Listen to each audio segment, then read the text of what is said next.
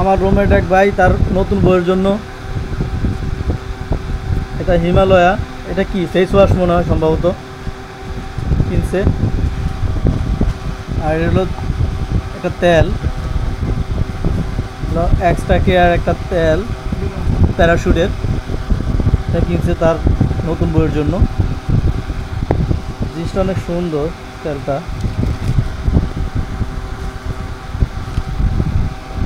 অনেক কিছুই কিনছে, ওরে সোবান আল্লাহ। এগুলো কি দেখি লকার সম্ভবত ওয়েফার আর কি, এগুলো চকলেট বিভিন্ন ধরনের। নতুন বউর কাছে যাবে ঈদের সময়, তো এর জন্য বউর এগুলো গিফট করবে। এগুলো হচ্ছে সব চকলেট জাতীয় খাবার। আর এটা কি কিসেস চুম্মা, হ্যাঁ চুম্মা, কিন্তু এটা কিসেস চুম্মা ঠিক আছে, এটা কি আমি জানি না। হ্যাঁ, কেউ জানলে কমেন্টস করে জানিয়ে দিবেন। এটা কি, এটাও কিচেস, মানে এই দুইটাই একই জিনিস। এটা যাই হোক না কেন, এই দুইটা নাম হয়েছে কিচেস, বাট দুটোটা একই জিনিস, দুইটা দুই কালার। হ্যাঁ, আর হলো